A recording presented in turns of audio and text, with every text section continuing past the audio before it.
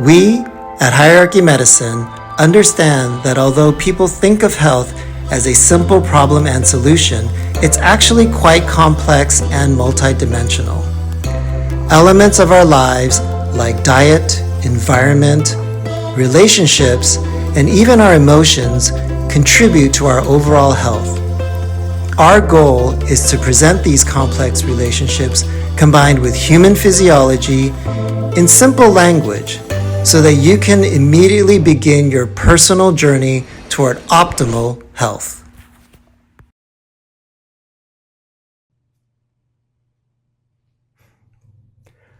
Welcome back to the Hierarchy Medicine podcast. We don't know everything about everything. My name is Dr. Thomas Kim. I'm going to be your host today, and I'm happy to welcome back Dr. Ethan Lee to our talk. Welcome back.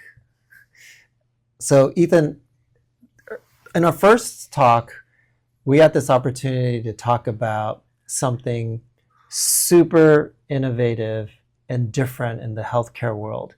And that was around this idea that as people want to develop healthy habits, they feel like, I don't have good willpower. And sort of the big bomb you dropped on us was that it had nothing to do with willpower. It had to do with how sugar and too much of it robbed us of our motivation and how it affected our brain and our body and all these other things that took a motivation away from us.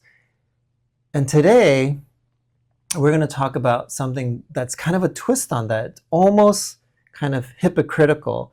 And that's about how as people start to become more aware and desiring to adopt healthy habits, usually the first thing they start to focus on is exercise. And you're going to talk to us today about how there's this major under-fueling problem in the world of exercise. And can you help kind of elaborate on what you're seeing as far as fueling or proper fueling in exercise is concerned? So it is important to understand that this behavior, exercise, it's actually a biological stress. So let me start by sharing this data that might be shocking to a lot of people. So I'm going to talk about this condition called cardiomegaly.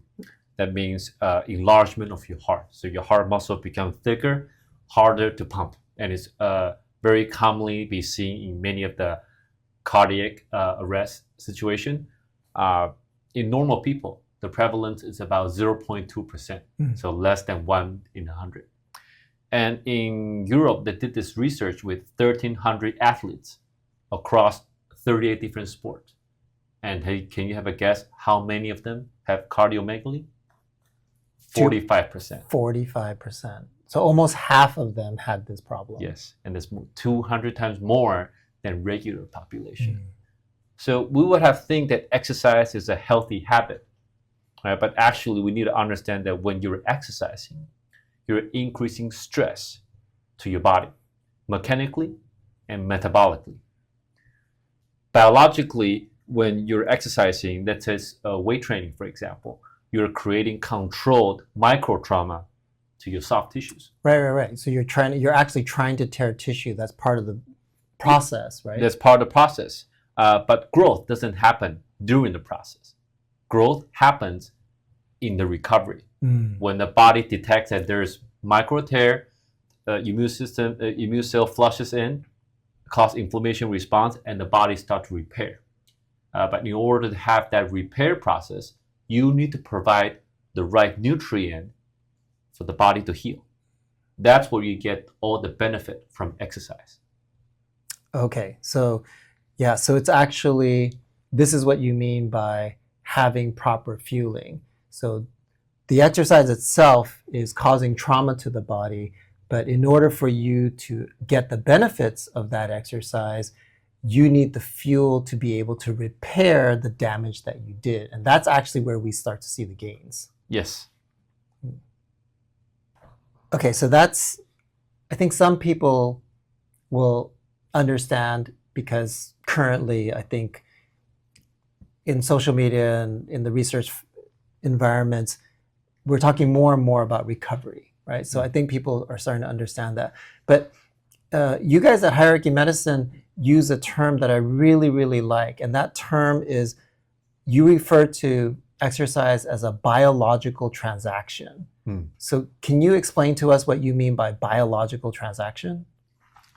So biological transaction, meaning that you are giving your body controlled stress, and in return, the body gives you, or the benefit the exercise gives you, growth, more a better immune system, your body's more resilient, more stable, faster. But you need to provide the right currency, because when you exercise, your body's burning through fuels. It's burning through glycogen storage. It's burning the ATP, and you need to make sure that the transaction is even.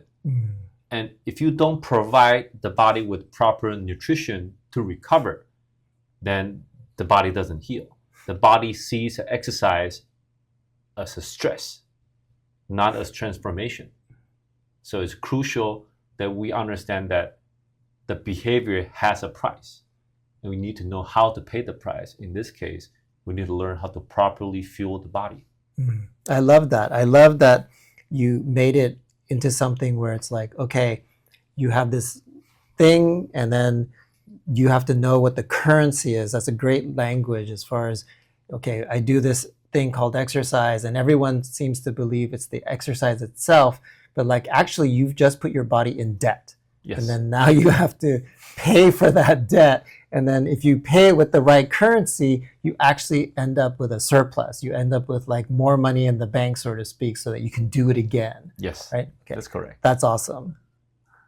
Okay, so let me go back to what we started with, and that is, as people are starting to get more motivated, again, what we see is they primarily turn to exercise first. Okay, so these are either people who are beginning exercise, or they're people who are kind of getting back into exercise.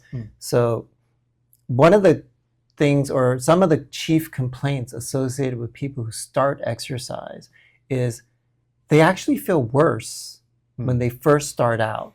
Okay? Yes. And that also becomes very discouraging. Not only do they not see results as fast as they, I guess, are hoping to see results, but they're actually not feeling great right after the exercise. So do you have some insight as far as why does that happen? Why do people feel not good when they first start exercising? I think most people get into this mistake of they set up their intention to start exercising, and they think it's all about willpower. Again, so they look at these athletes, they look at this online YouTuber that's working out 5 days a week. So they try to push the maximum. They do too much, and they do too fast. So that's the first common mistake that people make. So make sure, if you're not familiar with moving your body, you don't want to just go to 100%. You need to start slow, right?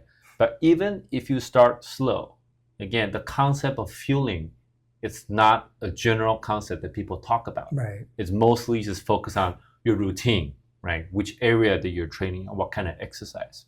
So in order to understand why people feel sicker or feel more pain, we need to understand the physiology. So when you start to exercise, your body experiences more biological stress. And how our body cope with stress is through this HPA axis. And that's referring to 3 body regions: hypothalamus, pituitary, and adrenal gland. And hypothalamus is the commanding center of your brain that tells you when to eat, when to sleep, when to retain water, controls the drive, everything. So when it sends the signal to pituitary and to adrenal gland, they start to secrete cortisol, which is a stress hormone.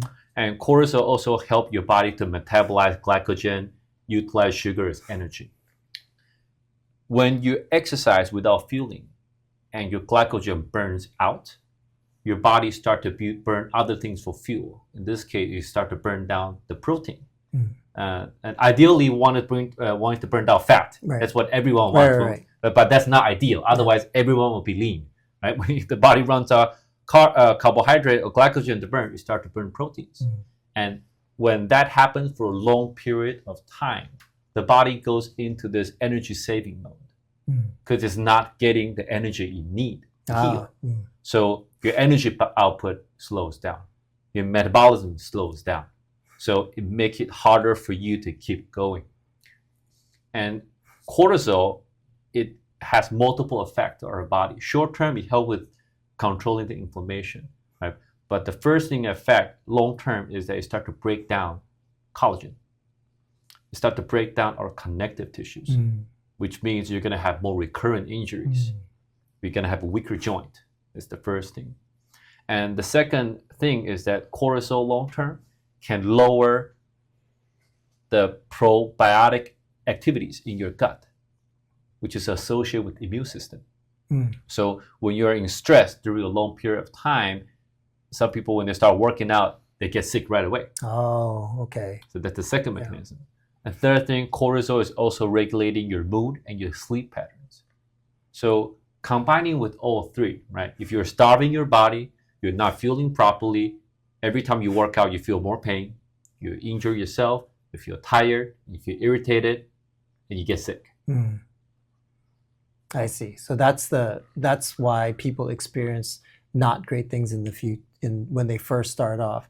So it's actually a combination of things, right? So it's like you said, they're going too fast too soon, so they're overloading. But I love this, biological transaction analogy, like with money. So they're going into heavy debt really fast, but they're not paying off that debt. And so the body, in its wisdom, it will actually start to create a savings account for you. That's correct. You do that way, yes. Right? And then that savings account is actually at a cost to your body. It's actually breaking itself down to actually try to create some kind of a savings. But if you do this long term, you suffer all these detrimental effects. Yeah. You can also think of it like the body is smart. Not only when it's trying to create a saving account for you, if you have too much debt, the body is trying to shut you down. It doesn't want you to spend more money. That's why you get sick, so you need to slow down. So it's cutting the credit cards, basically. Exactly. Okay. So remember, people, slow and steady wins the race. I'm going to bring up something that's very, very kind of popular right now. I don't think it's controversial. Maybe it is. But there's a lot of talk about how women and their physiology and specifically their fueling patterns, like we're talking about right now, are significantly different from men. Now, historically in the healthcare industry, there essentially has been no research featuring women. Now that's changing, but all of this research is relatively new. But can you talk to us about the importance of women's fueling specifically for exercise? So the difference between men and women's physiology was not being studied until the recent 5 years. I think around the decades ago, research started to come out that realized females have more post-workout fatigue, but they didn't know why. And men seems to have less of these issues. And starting from around 5 years ago, they start to realize that a lot of the female athletes, when they overwork in any kind of physical activity, they stop ovulating. So they realize that it's actually because females' hypothalamus, it's more sensitive to energy depletion. And that's because females simply have more hormone they need to manage compared to men. The hypothalamus also need to control the monthly cycle for the follicle stimulating hormone, for luteinizing hormone. So if energy becomes a problem, the body needs to prioritize the resources. And that's why what they observed that a lot of female athletes, when they are overworked or overtrained, especially in high school, because in school they don't really talk about the importance of fueling, many teenager female stop getting their period. So it's just because they're more sensitive to energy depletion. That's why when it comes to female, fueling after workout, pre-workout, even during workout is essential. Men, people can kind of get away with it. however, still would have some negative effect. It's just not as obvious, and the onset is not as fast compared to female. Oh, I see. Okay. So can you just kind of, without going too deep, touch on what are the things that women have to think about as far as fueling that's different from men? So as women, because your body need more fast energy, so having no carb can be detrimental. But this can be controversial just because there are so many different kind of researches out there. A lot of it is kind of taking out the previous philosophy and prove that sometimes certain type of diet can be wrong. Sure. Or it can be harmful long term if not paying attention to all the aspects. So female is especially important that after a strenuous workout or cardio workout, carbohydrate load is very important.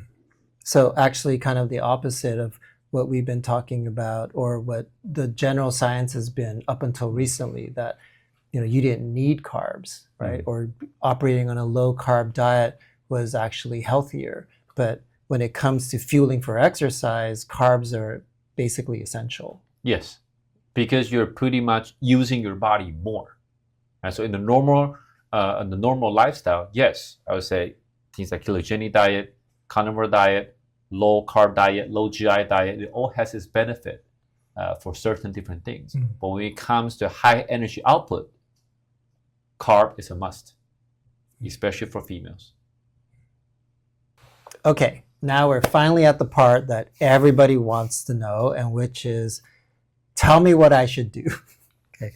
Now, first we understand that all of this research is relatively new, and all the old research, because there was a lot of research in the past where they talked about like you should basically exercise fasted, and you had 3 hours to get stuff in, and protein was king, and all of these other things. But now the research has significantly changed, to include carbohydrates in your refueling, but just this idea of maybe you could help us understand what are good basic understandings of what do we want to do before we work out, what do we want to do if we need to do anything during a workout, and what do we want to do after the workout? Like, how do we properly fuel in general? Okay. So first, just to understand that there are many different ways you can customize your workout based on your weight, based on your goal.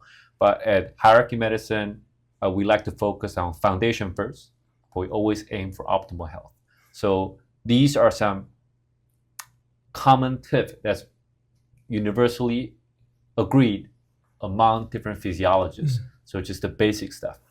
And the basic stuff, if we talk about 2 different kind of main activity, one is more cardio, and one is more weight, and aerobic and anaerobic. So if we're talking about cardio exercises, the pre-fueling around 30 to 45 minutes before you work out, you should have 20 to 30 grams of both carbohydrate and protein. Okay.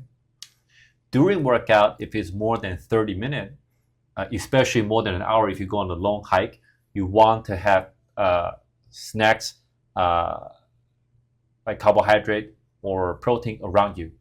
And amount you just have to kind of determine on yourself, but throughout the time. And post-workout, similar, from 30 to 45 minutes, you want to have another 20 to 30 grams of protein and carbohydrate. So that's kind of the way to do it. Okay. But for anaerobic, for weight training, because you're not mainly going through the oxidizing biochemical chain, pre-workout, you do not need carbohydrate. So pre-workout, same thing, 30 to 45 minutes, you just have 20 to 30 grams of protein. During workout, usually it's going to be less than 30 minutes. You do not need to re-snack, but you need to pay attention to hydration and supporting the electrolyte. Post-workout, it's going to be the same. For 30 to 45 minutes, you want to have 20 to 30 grams of protein and carbohydrate. So even with weight training, the carbohydrate is also essential for recovery. That's right. And then you also mentioned the importance of rehydrating properly. And I think that's important for us to discuss, because a lot of times when people think of rehydrating, they only think about water, but you mentioned that it's critical that they have electrolytes with their water. So it's not just hey, I need to add water after I work out, but you actually have to replenish the salts and the minerals that you lost from sweat as a byproduct, right? So that's also a critical element. Yes, because we essentially talk about two things. One is macronutrient with fat, carb, and protein. The other is micronutrient. So micronutrient is everything you were talking about. What does the body need to make more ATP? And that's going to be vitamin B. What does the body need when you need to heal your collagen? That's going to be vitamin C, right? And other minerals like calcium, magnesium help your body muscle to relax after intense workout, or zinc to help your body metabolize sugar better. So on top of just macronutrient, micronutrient are as important because that's how your body heal and recover. Okay. One thing that I forgot to mention is on what not to eat before workout or during workout. And that's gonna be high fat content food and high fiber, because these two things slows down digestion. And if you want to add fuel before workout, you want your body to be able to utilize them. So you don't want it to slow it down. So some people make this mistake of having a seems healthy green shake before workout. I would say it's better to leave after your post-workout meal. Okay. So you shouldn't do it before. Okay. Yeah. So in regular diets, having those kinds of fat and high fiber is really beneficial. But in the micro universe of exercise, it's actually preventing you from being able to get the fuel you need when you need it. Yes. Right? And it's also interesting, I think it's important to emphasize what you said about the fueling time is 30 to 45 minutes, because there's a lot of talk out there where you have like 2 hours or you have 3 hours, and that may or may not be true, but optimal is in that 30 to 45 minute range. Yes. Okay. And then just for the people who don't know what ATP is the fuel for the body. And so when we talk about ATP, now we're talking about the currency. So, in America, we say dollars, and in the body, we say ATP. Again, it's the currency. Right. So if I summarize, let's start with the tips, because that's what everybody wants to know. So essentially, you want to make sure that you are fueling properly before and for definitely after. Yes. For carbs, you want those to be the primary fuel when you're doing something cardio related, and protein plus carbs if you want to do something weight training related, right? And then afterwards, you're refueling at the post-workout within 45 minutes with carbs, protein, and rehydrating properly with water and electrolytes. Yeah. So that's kind of the nutshell for how to properly fuel. Yes. We also want to remember my favorite phrase for this conversation, which is biological transaction. So remember, the currency of your body is ATP, and that if you start overspending, your body's going to cut up your credit cards. And then the other thing, being mindful for women that this fueling technique applies to you, right? So men can get away with not being so strict, but women really, that's to their benefit. And then I think the thing that is important, or that I want to focus on, is making sure that people, because most of the audience that's going to listen to this are people who are just getting into it or are starting, and reminding them that, hey, you may not feel good, but remember why you're not feeling good when you're doing that. Right? So go ahead. Is there something you want to add? I think it's important to know that, just like you said, when you first started, don't push yourself too hard and just keep up. And if you slowly start to learn how to fuel, at first you're going to feel there's a lot of stuff to fit into your schedule. But if you do it right, then that's how you can achieve energy, momentum, and clarity through proper fueling. Fantastic. Thanks again, Ethan, for joining us. This has been a great conversation.